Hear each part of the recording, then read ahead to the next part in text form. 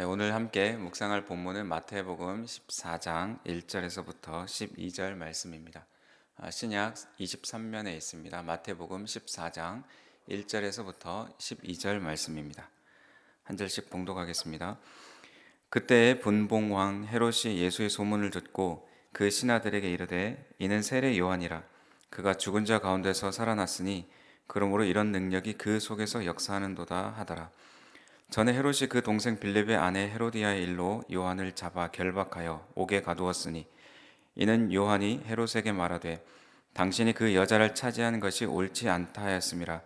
헤롯이 요한을 죽이려 하되 무리가 그를 선지자로 여김으로 그들을 두려워하더니 마침 헤롯의 생일이 되어 헤로디아의 딸이 연석 가운데서 춤을 추어 헤롯을 기쁘게 하니 헤롯이 맹세로 그에게 무엇이든지 달라는 대로 주겠다고 약속하거늘 그가 제 어머니의 시킴을 듣고 이르되 세례 요한의 머리를 소반에 얹어 여기서 내게 주소서 하니 왕이 근심하나 자기가 맹세한 것과 그 함께 앉은 사람들 때문에 주라 명하고 사람을 보내어 옥에서 요한의 목을 베어 그 머리를 소반에 얹어서 그 소녀에게 주니 그가 자기 어머니에게로 가져가니라. 요한의 제자들이 와서 시체를 가져다가 장사하고 가서 예수께 아뢰니라. 아멘. 천국장이라고 불리는 마태복음 13장에서 7가지 비유가 끝난 이후에 이야기의 흐름이 잠시 끊어지면서 세례 요한의 죽음이 기록되어 있습니다.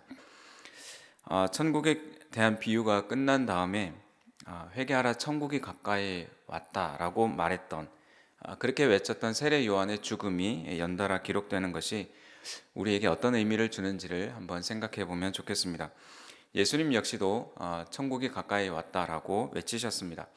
마태복음 14장 17절에 보면 이때부터 예수께서 비로소 전파하여 이르시되 회개하라 천국이 가까이 왔느니라 하시더라.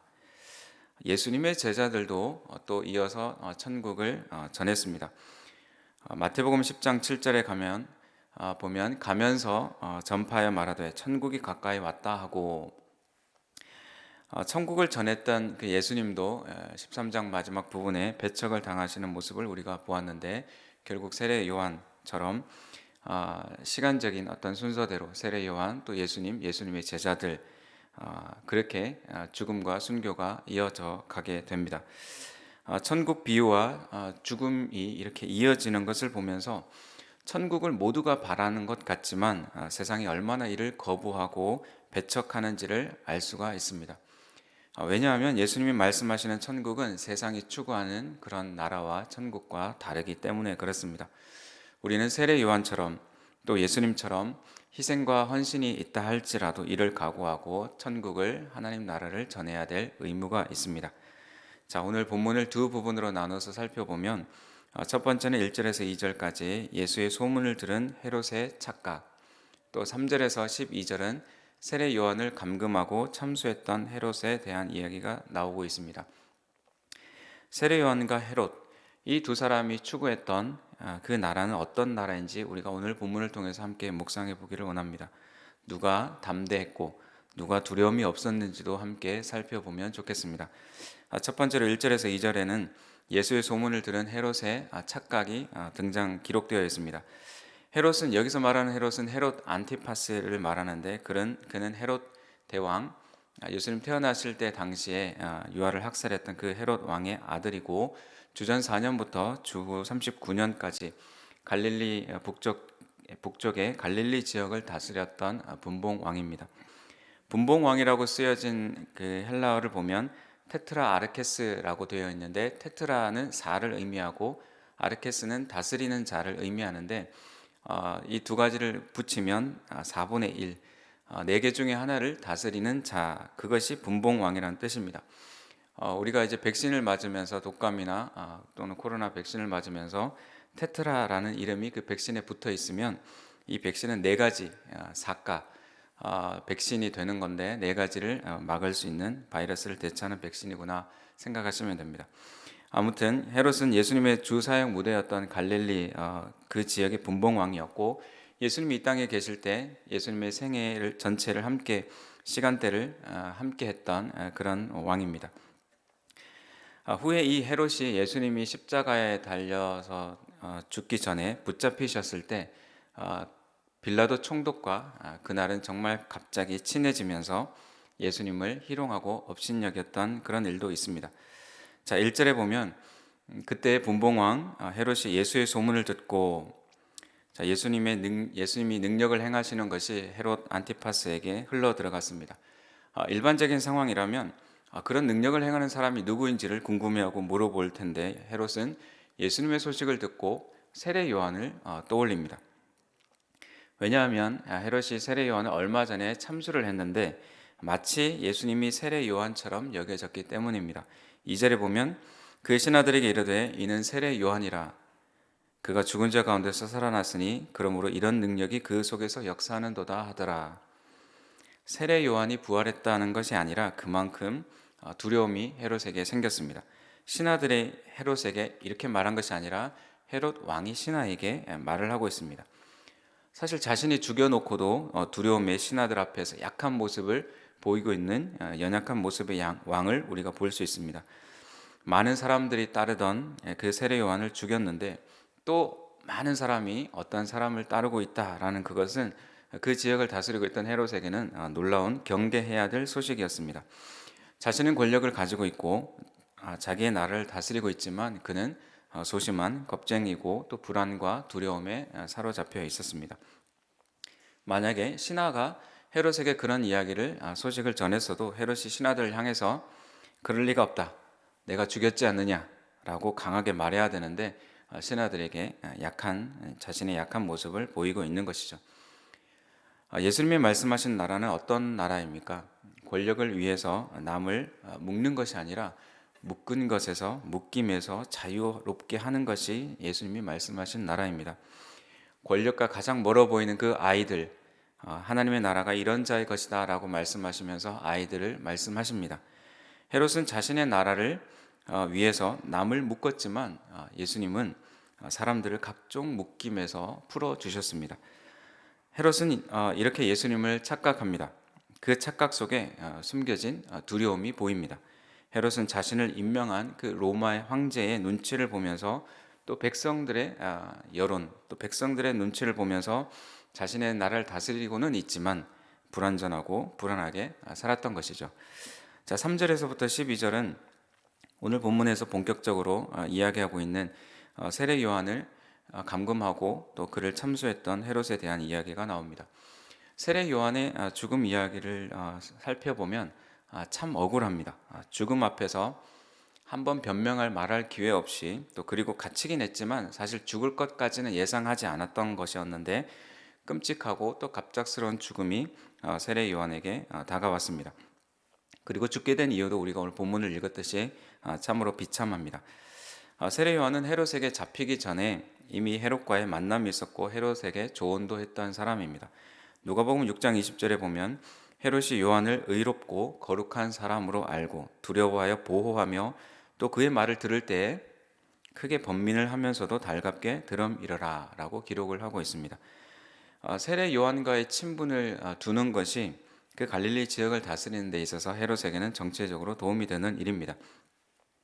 그런데 자신이 잘못한 일을 지적할 때 결국에는 그 요한을 옥에 가두고 말게 되는 것이죠. 헤롯 왕의 동생이 빌립인데 그 빌립의 아내 헤로디아를 동생의 아내를 자신의 아내로 취했습니다. 요한이 이것을 지적한 것이죠. 이 지적 때문에 헤롯도 헤롯이지만 헤로디아가 요한을 정말 원수로 여기고 더 적극적으로 요한을 죽이려고 합니다. 5절에 보면 헤롯이 요한을 죽이려 하되 무리가 그를 선지자로 여김으로 그를 두려워하더니 헤롯도 요한을 죽이려는 마음은 있었지만 그를 정치적인 계산 속에 두면서 죽이기를 주저합니다. 사실 자신의 관할 지역 안에 어떤 시끄러운 일들이 일어나면 로마 황제의 눈밖에 나게 되고 또 그것은 본인의 위치가 위험해지는 그런 상황이 되는 것입니다. 많은 사람들이 선지자로 여기고 있는 그 세례 요한을 건드리는 것은 그에게 정치적인 무리수가 있었습니다. 헤롯이 세례 요한으로 인해서 수치심, 또 부끄러움, 분노 이런 것을 느꼈지만 그때까지 참았던 것은 이런 정치적인 계산 때문이었습니다. 예수님이 후에 이 헤롯을 향해서 헤롯을 어떻게 표현하시냐면 여우처럼 간교한 사람이다라고 말씀을 하십니다. 자, 이 계산 빠르고 간교한 헤롯은 자신의 생일에 춤을 추고 있는 딸이 자신을 즐겁게 할 때 경솔하고 허풍이 담긴 그런 약속을 하고 맙니다. 자, 이 기회를 노린 헤롯의 아내 헤로디아는 나라의 절반이라도 주겠다는 그 약속을 딸을 통해서 요한의 목을 구하게 되어집니다. 자, 자신의 생일인데 이런 끔찍한 일을 벌이는 이 어리석음, 그리고 소녀를 통해, 그 소녀라는 단어는 그 당시에 한 12살 정도의 여자아이를 말할 수 있는데, 그 어린아이에게 그런 끔찍한 일을 요구하는 헤로디아의 악함을 볼 수가 있습니다. 나라의 절반이라도 주겠다라는 그 왕의 말은 일반적으로라면 뭐 말이라도 가능할지 모르겠지만, 분봉왕, 즉 로마 황제 황실의 지배 관리하에 있는 분봉왕 헤롯에게는 사실은 불가능한 일입니다. 자, 세례 요한은 옥중에서 생전에 마태복음 11장 3절에 보면 예수께 여짜오되 오실 그이가 당신이오니까 우리가 다른 일을 기다리오리까라고 질문을 했습니다. 자, 그 질문에 예수님은 11장 6절에 누구든지 나로 말미암아 실족하지 아니하는 자는 복이 있도다 하시니라라고 대답을 해 주십니다. 세례 요한이 마지막에 무슨 말을 했는지, 죽기 전에 어떤 말을 했는지 기록은 없지만 그는 죽음 앞에서 실족하지 않고 예수님을 메시아로 여기며 좁은 길을 끝까지 걸었습니다. 자, 마지막 12절에 보면 요한의 제자들이 와서 시체를 가져다가 장사하고 가서 예수께 전 아뢰니라라고, 그 마태복음에만 요한의 제자들이 요한이 죽은 것을 예수님께 가서 이 사실을 보고했다라고 기록하고 있습니다. 자, 이 슬픈 소식을 들은 예수님은 이어지는 본문을 묵상해 보면 배를 타고 따로 빈들로 가시게 됩니다. 혼자만의 조용한 시간이 필요하셨던 것이죠. 예수님이 세례 요한을 향해서 선지자보다 나은 자라고 요한을 칭찬하셨는데, 그 세례 요한의 죽음으로 그를 따르던 많은 사람들에게는 큰 공허함과 빈자리가 생기고 말았습니다. 그 불쌍함을 예수님이 이어지는 오병이어 사건으로 위로하고 채워주시는 것을 우리가 볼 수 있습니다. 예수님의 죽음 이후에 목자 잃은 양같이 그런 제자들에게, 길 잃은 제자들처럼 그들에게 성령을 통해서 예수님이 회복하고 소망을 주셨던 것처럼, 세례 요한의 죽음 이후에 또 공허한 그 백성들을 향해서 예수님이 또 그들을 위로하고 기적을 베풀어 주시는 것이죠. 자, 오늘 말씀의 묵상을 마무리합니다. 헤롯은 자신이 지킬 수 없는 약속을 허풍으로 하고 자신의 행동에 책임을 지지도 못하면서 또 불안해하고 두려워합니다. 그리고 체면을 지키기 위해서 다른 사람의 귀한 생명을 쉽게 빼앗고, 그러면서 자신의 나라를 지키려고 애를 씁니다. 13장의 천국에 대한 비유와 대비되는 이 불완전한 나라, 세상의 나라를 그는 그렇게 지키려고 합니다. 사랑하는 성도님들, 우리는 어떤 나라를 지켜야 되겠습니까? 우리의 체면을 위해서 다른 것을 무시하고 또 다른 이들을 힘들게 하면서 나의 나라, 자신의 나라를 지키는 것이 아니라 예수님이 말씀하셨던 하나님의 나라를 우리가 추구해야 될 것입니다. 세례 요한을 보면 세례 요한은 뜻을 굽히지 않고 좁은 길로, 또 순교의 길로 끝까지 걸어갑니다. 하나님 나라를 외치면서 두려움 없이, 두려움 가지지 않고 끝까지 자신이 할 일을 다하게 되어집니다. 하나님 나라를 위해 사는 사람, 하나님 나라를 전하는 사람들에게는 대가가 필요합니다. 그러나 그 나라의 풍성함을 먼저 경험한 사람들이라면, 또 성도님들이라면 기꺼이 그 나라를 전하는 것을 우리가 계속 걸어 나갈 수가 있습니다. 성도님들, 오늘도 우리가 좁은 길을 걷지만 천국을 누리는 하루가 되기를 간절히 소망합니다. 기도하겠습니다. 하나님 아버지, 세례 요한의 삶을 또 죽음을 바라볼 때 참으로 안타깝고 슬프지만 그가 끝까지 믿음을 지키고 또 좁은 길을 걸어갔던 것을 보면서 우리가 세상을 살아가면서 헤롯처럼 나를 지키기 위해서, 나의 체면을 지키기 위해서 살아가지 않고 하나님 나라를 전파하고 하나님 나라를 전하는 우리 성도님들의 삶이 또 하루하루가 되어질 수 있도록 주님이 축복하여 주옵소서. 예수님의 이름으로 기도합니다. 아멘.